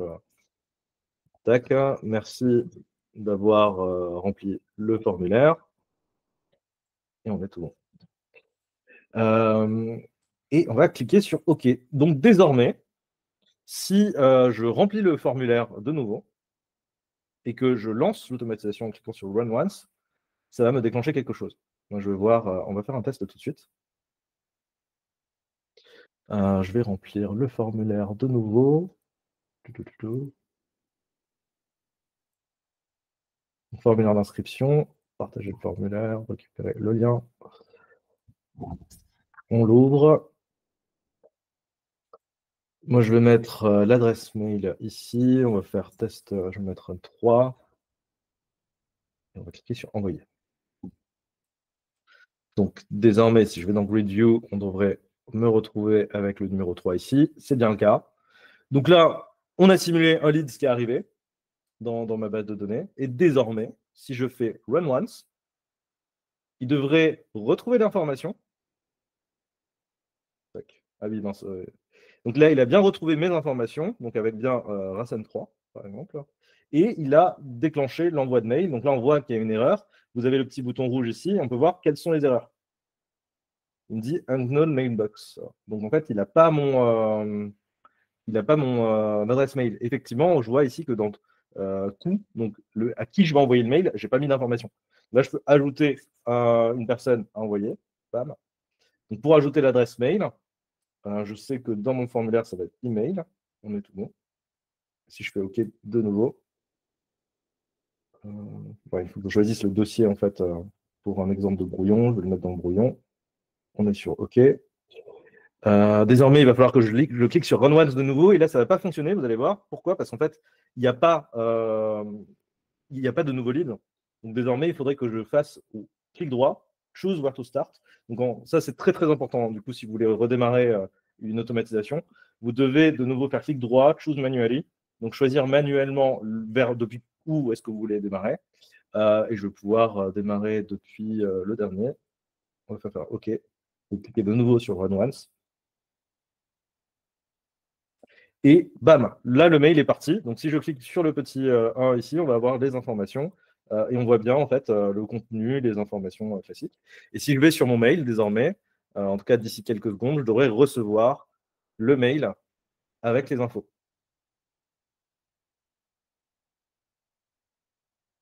Donc, effectivement, j'ai bien reçu les mails. Alors, je ne sais pas si c'est celui-là.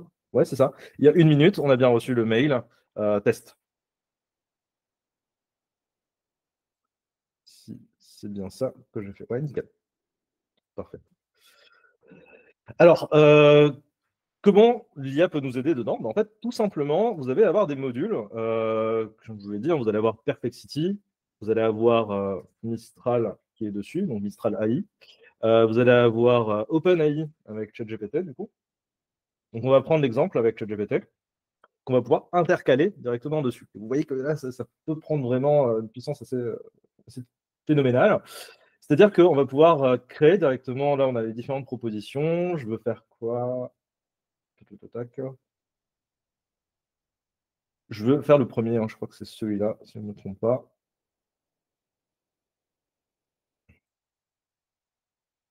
Ouais, c'est ça. Donc, ici, si je clique sur le module OpenAI, je vais vous montrer comment ça se passe. Donc, en fait, on peut ajouter directement notre clé API. Ici, vous ajoutez votre clé API que vous allez retrouver en cliquant sur le petit lien ici. Il vous donne les instructions et vous pouvez y accéder. Donc là, il vous suffit de vous connecter à votre compte OpenAI. Si jamais vous n'avez pas encore votre clé API, vous devez la générer. Il s'agit quand même de quelque chose de payant, donc il faut ajouter votre carte bancaire. Si vous avez un nouveau compte sur OpenAI, il me semble que vous pouvez avoir des crédits gratuits pour démarrage, donc à voir en fonction de vos différentes possibilités. Vous mettez les informations à jour et vous devrez avoir un compte ChatGPT qui est OK. Donc là, on va aller remplir toutes les informations. Tac, alors assistant. Il me donne rien ici. Ah oui. Je crois que je ne vais pas pouvoir vous faire la démo tout de suite parce que je n'ai pas préparé un élément. Mais en gros, dans l'idée, ici, je vais faire clic droit unlink. Donc là, je vais aller l'intercaler entre les deux. Bam. Vous voyez. Donc là, désormais, quand les informations arriveront de Airtable, ça sera traité par OpenAI. Donc dans OpenAI, je vais pouvoir lui dire le message que je veux. On va considérer que ça, c'est OK. C'est-à-dire, je vais lui demander rédige-moi un mail en tant que l'Académie digitale européenne à la personne ayant fait une demande via le formulaire sur Airtable.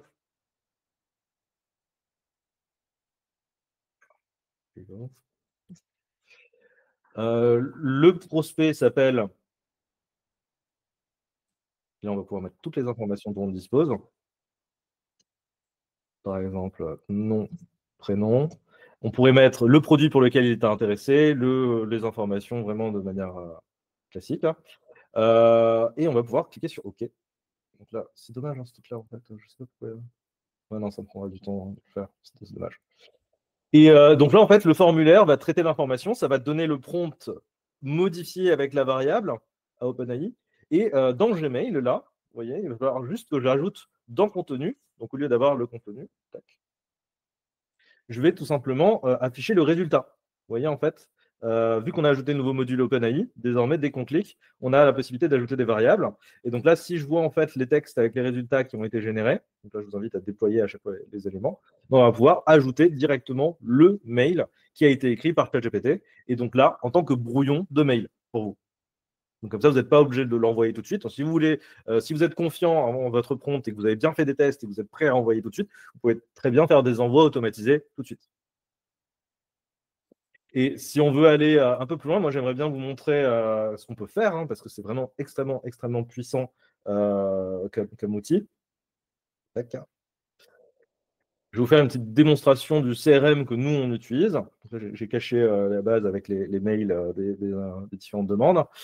Voilà à quoi ça peut ressembler une fois que vous avez un peu poussé les différents éléments.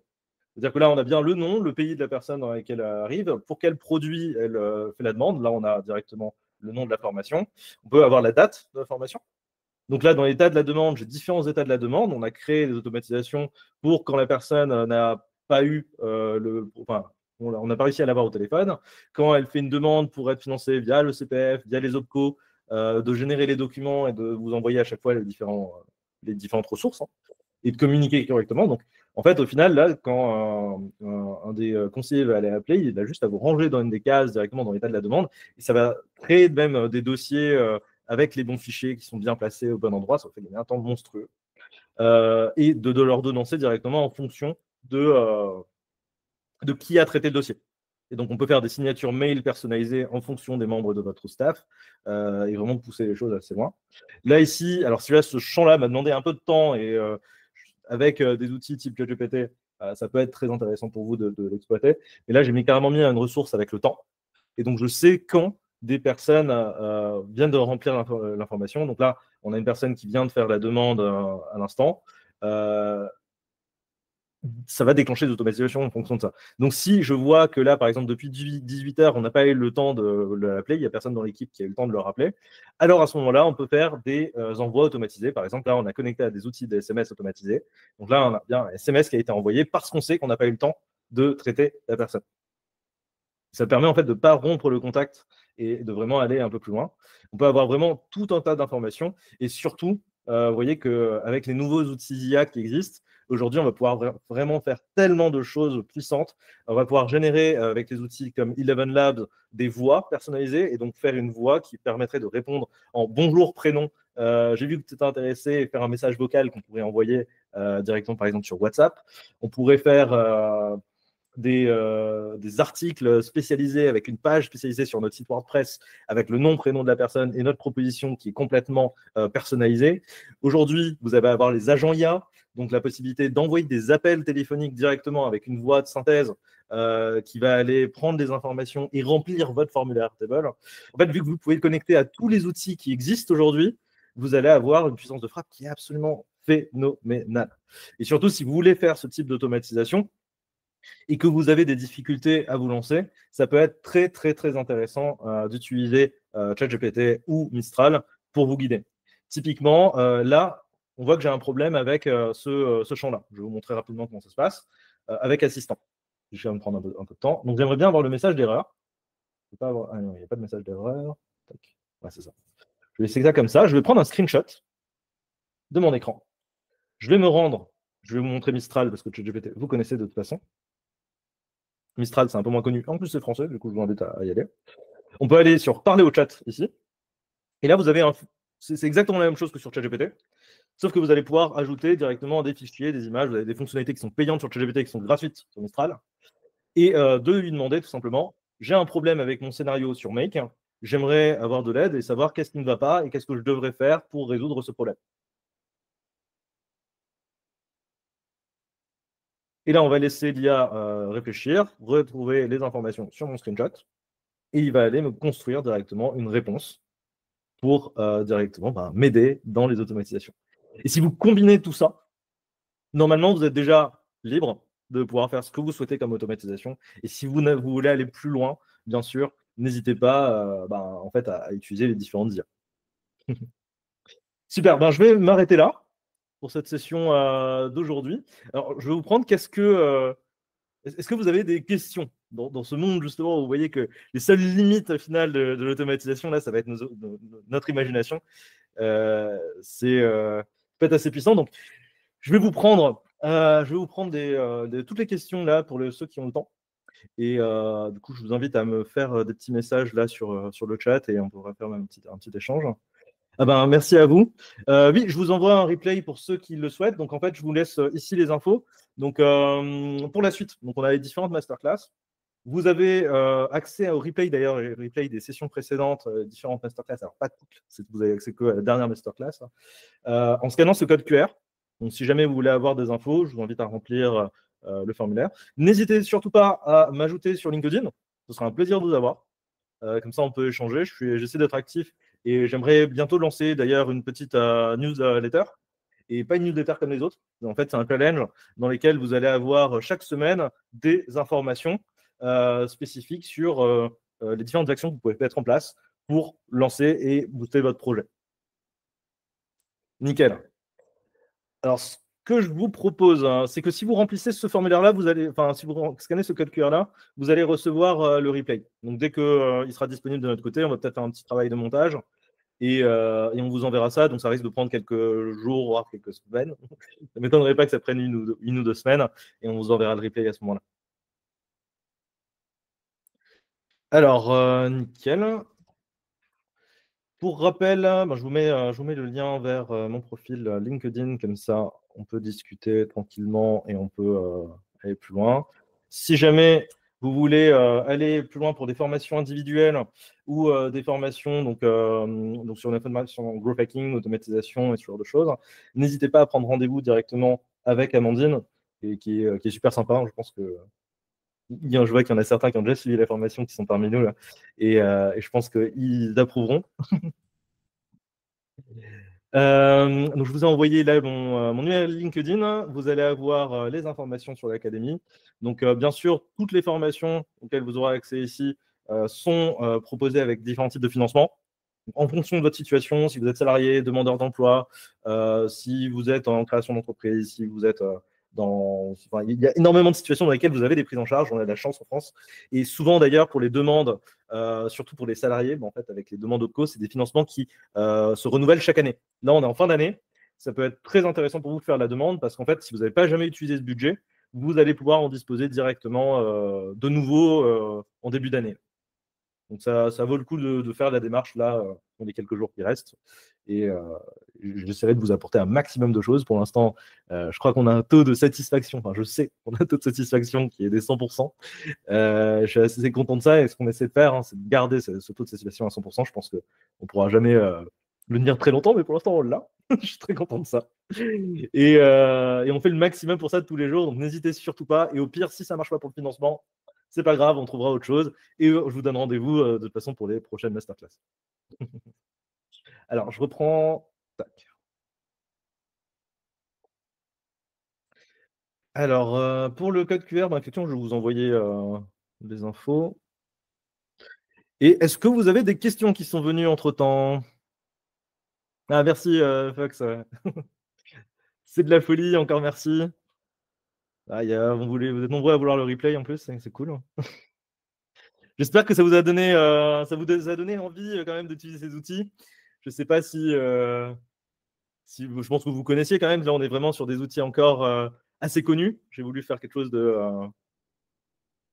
d'assez accessible pour démarrer. Mais si vous voulez aller plus loin, vraiment, on peut aller tellement plus loin que ouais, c'est un monde, c'est fabuleux. J'adore. Ah, merci à vous de la force, c'est très bien. Je vous ai mis un formulaire là du coup sur Airtable pour obtenir le replay.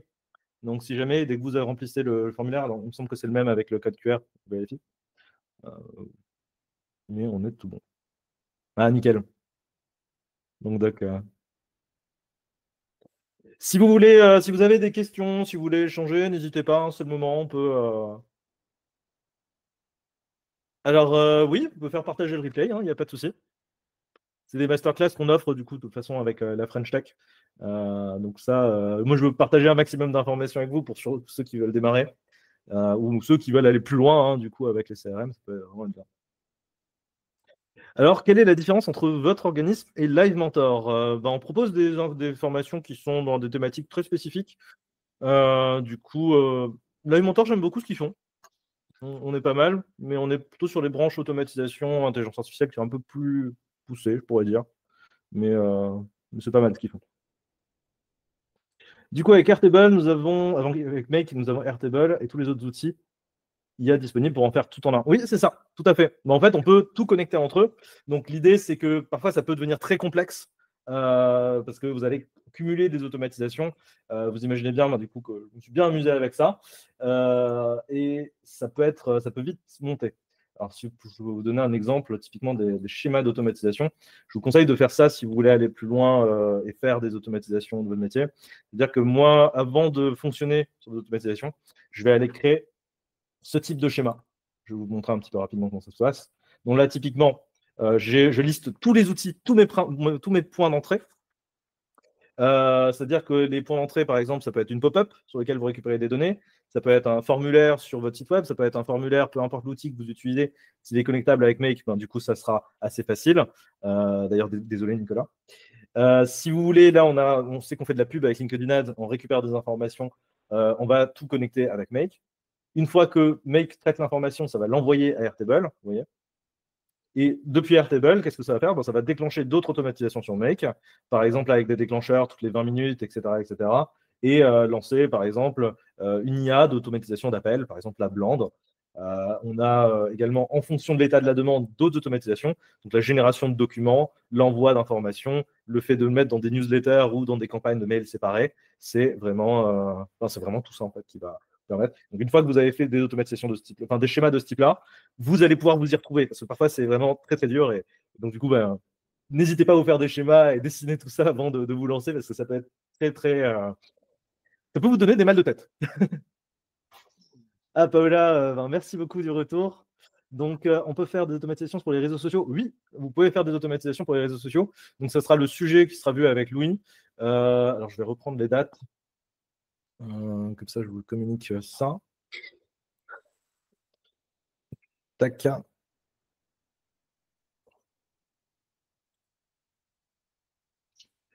Donc ouais, ça sera le 21 février. On va voir comment justement publier, utiliser tout ça pour publier sur les réseaux sociaux. Alors il y a d'autres outils encore qui vont permettre de carrément générer du contenu avant de les envoyer et de les sécuriser. Alors, merci Paola. Ouais, vous êtes au top aussi. Hein. Je vois, il y a une belle énergie dans le chat, là, ça fait plaisir. C'est du SQL. Non, on n'est pas exactement. Alors, je ne sais pas exactement comment ça fonctionne là-dessus. Moi, je ne suis pas un tech. Peut-être que quelqu'un pourra mieux répondre que moi. Est-ce que toutes vos informations sont fournies dans les plateformes sont sécurisées? Oui, alors ça dépend ce que vous appelez sécurisé, parce que là, en fait, tous les outils qui sont connectés, Facebook si vous connectez à Facebook Ads, Facebook a tout intérêt à sécuriser toutes ces informations.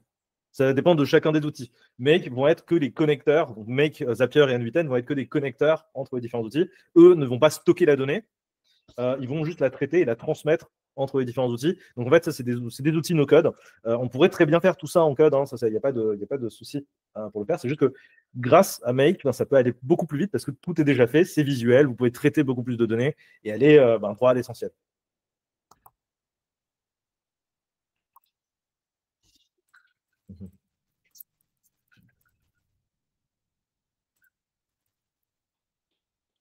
Nickel, nickel. Alors, je vais reprendre ça.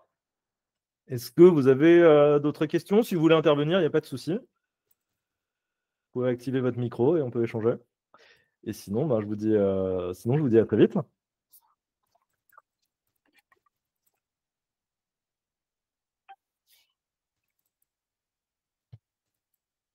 Merci à vous. Ah bah nickel.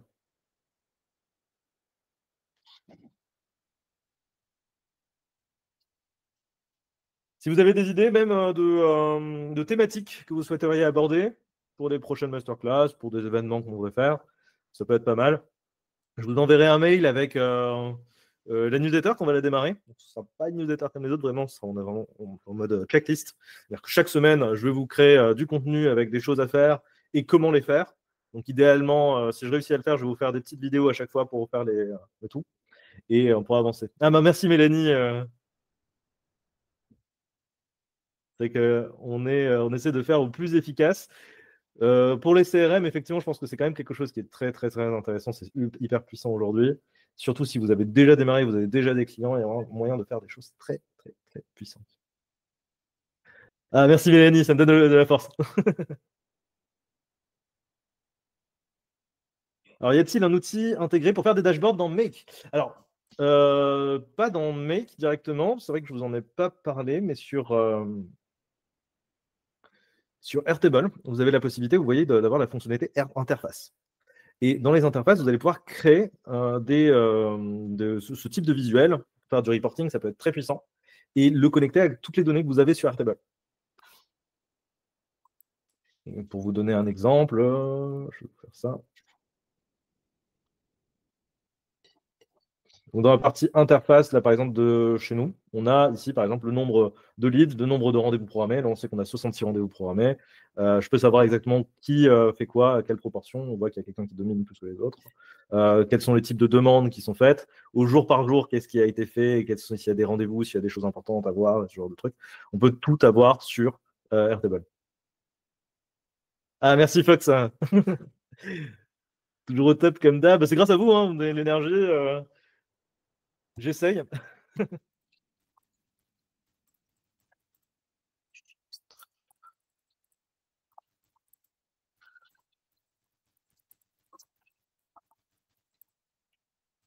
Pour vous mettre. Nickel. Pour la prochaine session, ça sera le 17 janvier. Donc, ça sera sur IA générative, les réseaux sociaux et le community management. Donc, ça peut être très, très sympa. Ok, alors j'utilise Trello pour mes projets planning. Ça peut aller avec Make. Oui, tout à fait. Avec Make, on peut avoir des automatisations qui sont faites via Trello. Donc là, si on regarde dans les outils, on voit bien Trello. On a la possibilité de créer un tableau Trello, d'éditer un tableau, d'avoir des informations. On peut récupérer des informations sur Trello. Et en plus, c'est pas mal de choses, hein. On peut récupérer des pièces jointes, créer une checklist. On a vraiment pas mal de choses, hein, qu'on peut faire avec Trello.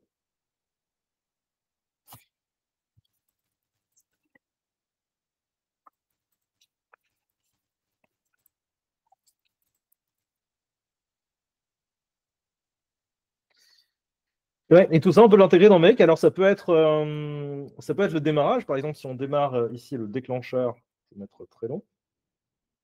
Donc, pour faire les déclencheurs, d'ailleurs, on va pouvoir se dire Watchboard. Donc, dès qu'il y a un nouveau tableau qui a été ajouté, alors je ne sais pas si c'est le mieux. Là, on peut déplacer, vous voyez la petite icône là avec l'horloge vers l'élément que vous voulez démarrer, donc utiliser en tant que démarrage. Donc là, si je me connecte à Trello, ben, on pourrait très bien déclencher une automatisation et faire en sorte que dès qu'il y a quelque chose qui change dans Trello, alors à ce moment-là, de déclencher une série d'automatisations. Donc là, je pourrais connecter par exemple Trello à Make, c'est tout à fait possible, on va créer le truc, à Airtable.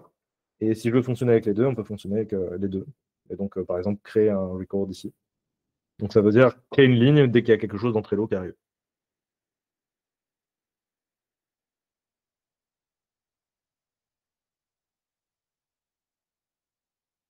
Yes, oui, nickel. Ouais, dans le code QR, en fait, c'était ouais, pour avoir accès directement quand vous le remplissez à une masterclass précédente sur une thématique. Ça, vous pourrez explorer le tout, hein, voir.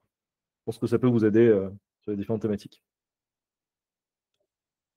Donc, en tout cas, si jamais vous avez besoin d'aide ou quoi que ce soit, n'hésitez pas à prendre un rendez-vous avec nous, nous contacter. Vous avez également mon numéro de téléphone. Alors, je ne peux pas répondre à tout le monde. Malheureusement, c'est vrai que mon agenda est de plus en plus rempli. Ça commence à être très compliqué pour moi.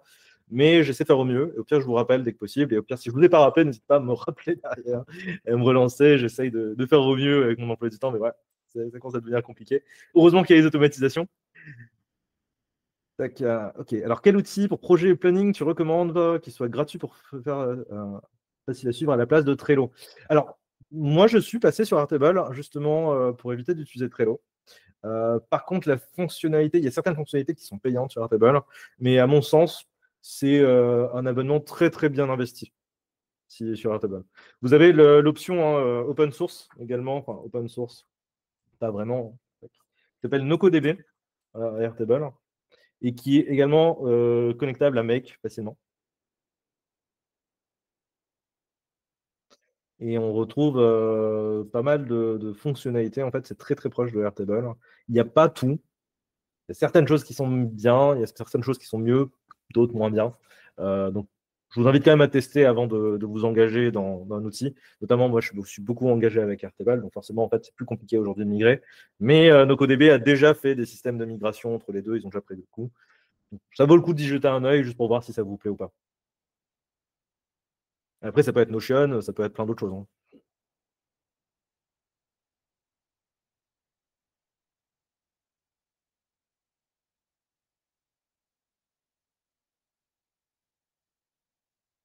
Bah, Notion, ouais, il faut le prendre le coup de main. Il faut prendre le coup de main. Ce qui est bien avec Airtable, c'est que ça ressemble vachement à Excel. Vu que ça ressemble vachement à Excel, alors c'est une bonne chose et c'est une mauvaise chose, parce que du coup, on a tendance à avoir nos habitudes d'Excel qu'on veut refaire sur Airtable, mais ça ne fonctionne pas de la même manière. Vous n'allez pas pouvoir créer des tableaux dans des cellules. Là, on fonctionne par colonne. Et une fois que vous avez compris le concept, par contre, ça peut être très simple.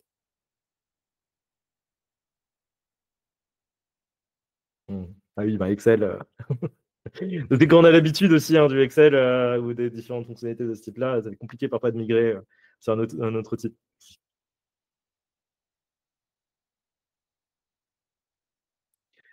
Oui, alors pour Airtable, bon, je vous envoie ça.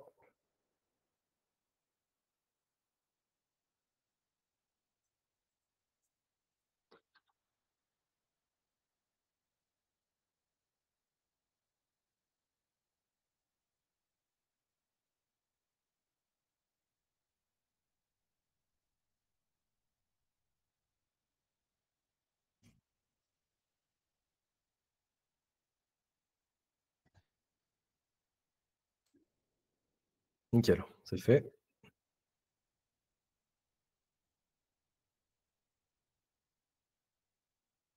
Et la version gratuite vous suffit sur Airtable, clairement, à part si vous avez, je ne sais plus c'est quoi exactement la limite, mais il me semble que c'est 1200 par base de données. Pricing Airtable. Tac. Alors la version gratuite, ouais, c'est 1000, vous avez droit à 1000 clients par base de données en version gratuite. Et vous pouvez créer différents tableaux, vous pouvez faire différentes choses comme ça. Surtout que derrière, vous allez pouvoir le connecter à d'autres outils, par exemple des outils de mailing et ce genre de choses. Ça peut être très très puissant.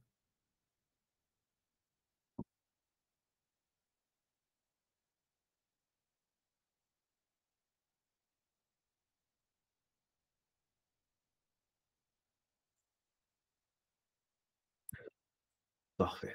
Oui, Fanny?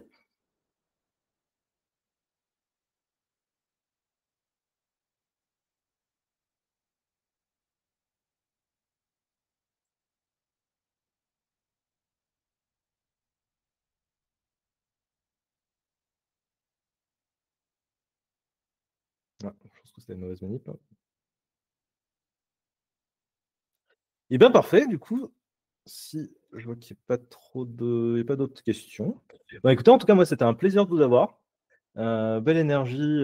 J'espère que on va continuer à se voir. Donc là, pour la prochaine session, le 17 janvier. Je vous invite à regarder vos mails parce que je risque de vous envoyer vraiment des informations pertinentes dessus. Et surtout, les invitations là, pour le 17 janvier, on ne les a pas encore organisées. On est en pleine organisation là, pour tout 2025. Et donc, ouais, si jamais vous avez des questions, des choses, des propositions, on est ouvert.